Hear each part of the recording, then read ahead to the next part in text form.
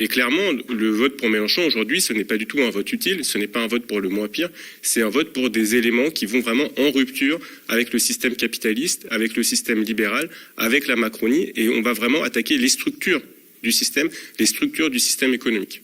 Son programme parle d'appliquer le programme quoi qu'il en coûte, de faire des opt-out, et donc il reconnaît la confrontation avec les traités européens. Pas un opt-out. Alors, un opt-out, c'est le fait de désobéir ponctuellement aux directives européennes qui ne nous conviennent pas.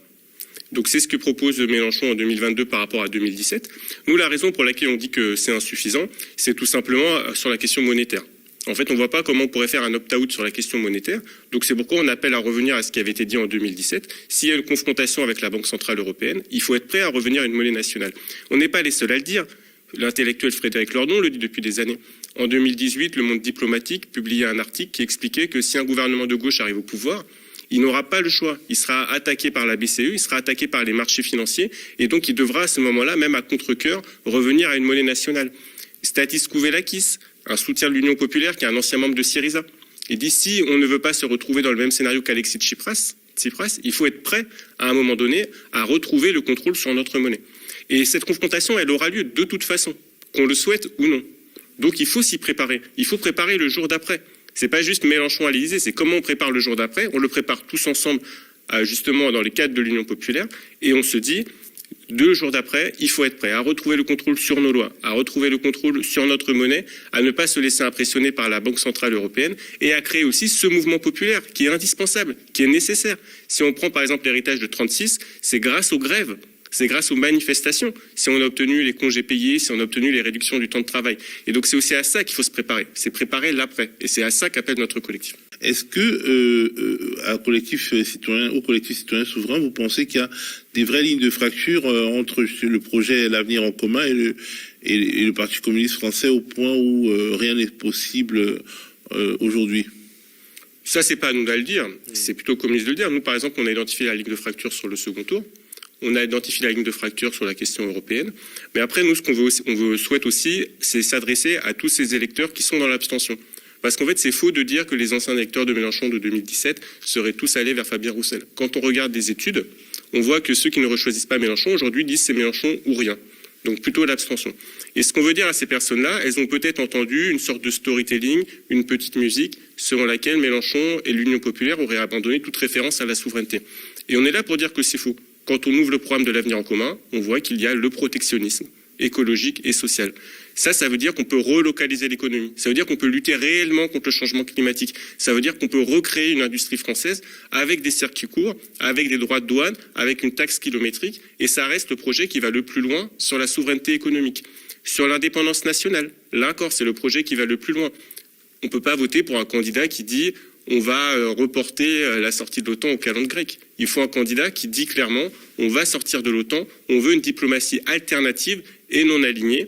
Et actuellement, c'est plus que jamais nécessaire en ce temps de guerre. Et il y a la question, pour nous, la souveraineté, elle n'est pas seulement nationale, elle est aussi populaire. Et la France insoumise a soutenu les Gilets jaunes et a repris la revendication du référendum d'initiative citoyenne. Donc ça veut dire qu'on ne confie pas tout le pouvoir à une personne dans la Ve République qui va tout faire tout seul. Nous, on va être consultés, nous, on va participer, les citoyens, avec le référendum. Alors Yannick Jadot, pour continuer dans le ZAP politique, il était de son côté aux Zénith de Paris. Kebaili, enseignant et membre du collectif citoyen souverain. Et on vient d'écouter Yannick Jadot qui ne retient pas ses coups contre Jean-Luc Mélenchon à, disons, on le disait au début de cette émission, à 13 jours du scrutin.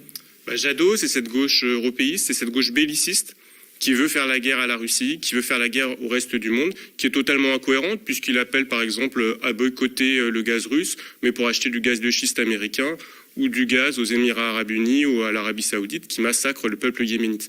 Donc on est dans le 2 poids 2 mesures total, et c'est ce qu'on voit en fait aussi à l'occasion de cette crise ukrainienne, c'est que certains veulent en profiter pour forger une identité européenne que nous on dénonce, moi je dénonce depuis longtemps, parce que certains font mine aujourd'hui de découvrir.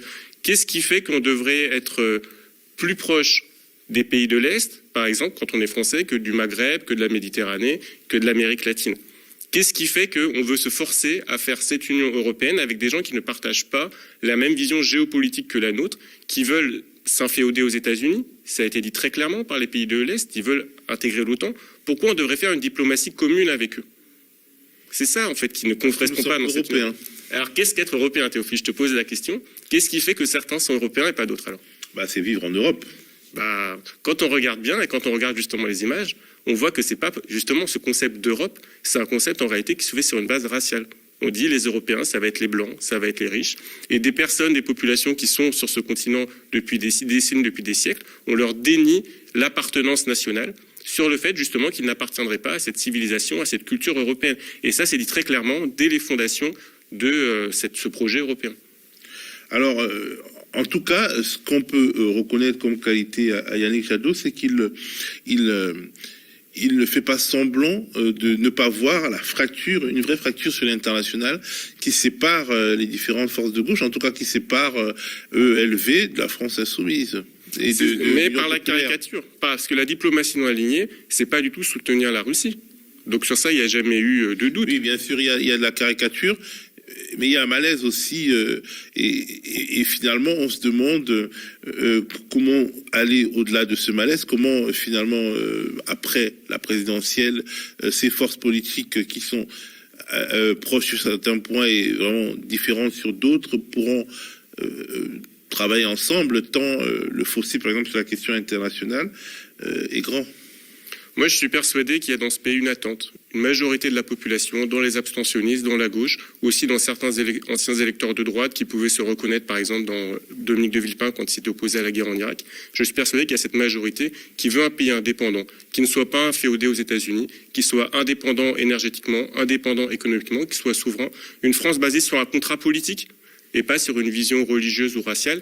Et il y a la possibilité de faire une majorité populaire sur ça. Et nous, c'est ça qu'on dit, c'est que le programme de l'Union populaire, malgré certaines imperfections et certaines insuffisances, il a cette capacité de convaincre les abstentionnistes de faire une majorité populaire au-delà des anciens clivages sur des principes très simples, sur l'idée de protectionnisme économique, sur l'idée d'indépendance du pays, sur l'idée de mettre le pouvoir d'achat en priorité. C'est ça qui reste la priorité, c'est la satisfaction des besoins des classes populaires. Là, on voit l'explosion des prix de l'énergie, on voit le gel des salaires, on voit tout ça, on voit la fermeture des lits d'hôpitaux qui ont été ordonnés par la Commission européenne pendant des années et des années. On dit stop ou on dit encore? C'est ça là, la question qui se pose.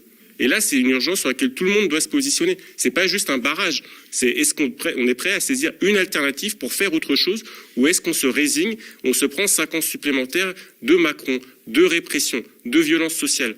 On ne peut pas se permettre le luxe de laisser passer une chance comme celle-ci. Alors, ce week-end, il y avait également le meeting de Jean-Luc Mélenchon qui avait lieu à Marseille. Certains, en me voyant et en lisant les sondages, disent qu'ils sont glacés d'effroi et qu'ils font des cauchemars. Eh bien, chacun son tour. Oui, vous avez raison de faire des cauchemars. Je vais vous faire les poches.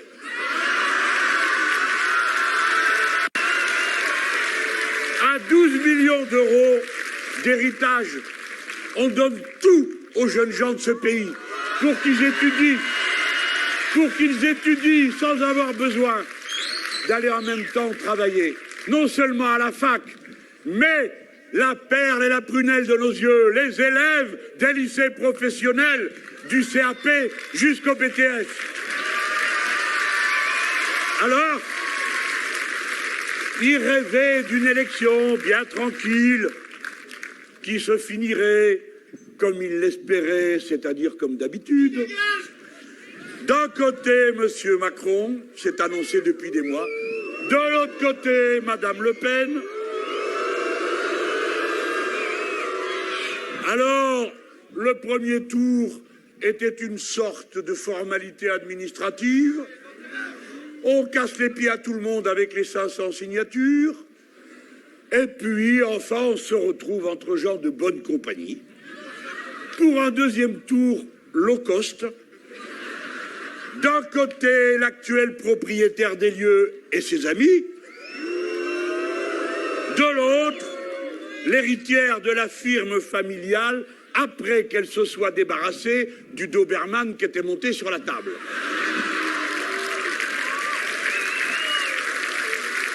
Et le système est content. Le système est content. Au fond, tout ça, c'est la même touillette. Ah, je ne confonds pas M. Macron et Mme Le Pen. C'est pas ça que je suis en train de vous dire. Mais je sais aussi qu'il y a une différence.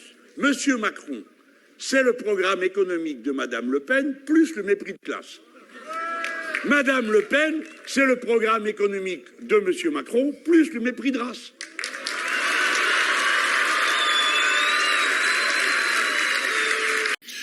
Bon alors, la formule fera mouche, je pense qu'elle va entrer dans le langage courant.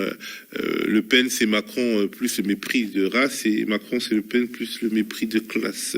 Mais au-delà de cette formule, justement, en fait, qu'est-ce qui était le détonateur, en fait, de cette tendance, de cette direction qu'a prise la campagne avec la montée? Qu'est-ce qui a fait qu'on parle de social aujourd'hui? C'est ça. Alors il y a ce mème sur les réseaux sociaux, voilà, qui caricature, qui moque les candidats de droite et d'extrême droite en disant ils avaient préparé finalement un concours sur l'islam. Ils voulaient aller le plus loin possible sur le racisme et sur l'islamophobie. Et finalement, c'est l'Ukraine qui tombe au concours. Et il y a ça, c'est le premier aspect, donc qui disqualifie totalement cette droite et cette extrême droite. Et le deuxième aspect, c'est qu'on a un système médiatique qui a voulu nous imposer une grille de lecture unilatérale du conflit en Ukraine, en disant il faut absolument rentrer en guerre contre la Russie. Et là, le discours de Mélenchon se retrouve vraiment sur la bonne ligne. C'est le seul qui défend à la fois le pouvoir d'achat, il parle notamment de bloquer les prix du gaz et de l'électricité, et la paix. Et la paix. C'est le seul qui va à l'Assemblée nationale pour défendre un discours sur la paix et pour dire qu'il faut sortir de l'OTAN. Donc c'est là, il y a cette espèce d'alignement des planètes. En fait, on peut avoir une analyse qui consiste à dire que c'est une faiblesse dans la mesure où les Français ont peur, les Européens ont peur, et finalement que l'OTAN s'en retrouve relégitimé. Mélenchon, de son côté, joue au bisounours et parle de paix. Donc c'est intéressant, tu as dit les Français, les Européens, enfin, moi je distingue les deux. Aujourd'hui, qui se sent européen en France? C'est vraiment quelque chose de la bourgeoisie. C'est vraiment la bourgeoisie qui se sent solidaire des autres peuples européens. La France est basée sur un contrat politique, pas sur un contrat ethnique ou sur une soumission à la bourgeoisie ou aux États-Unis. Et pour moi, vraiment, quand on parle aux gens, qu'est-ce qu'ils disent? C'est qu'ils veulent un pays indépendant. Ils veulent pas entrer en guerre avec la Russie. Ils veulent la paix. Ils soutiennent l'Ukraine, mais soutenir l'Ukraine ne veut pas dire le faire à la manière de Macron ou à la manière de Jadot. Et là, on a un test grandeur nature. Là, dans 2 semaines, on a une élection et on va pouvoir voir une ligne qui porte sur le pouvoir d'achat et sur l'indépendance. Qu'est-ce qu'elle donne? Et bien sûr que les médias ont l'impression ou nous font croire que cette ligne serait minoritaire. Mais si elle est si minoritaire que ça, pourquoi cette progression dans les sondages? Pourquoi ce bouleversement du jeu politique? Pourquoi Anne Hidalgo ou Jadot sont en dessous des 5%? Qu'est-ce qui se passe? Et c'est là qu'on se rend compte qu'il y a vraiment une attente pour un projet à la fois social, populaire et indépendantiste.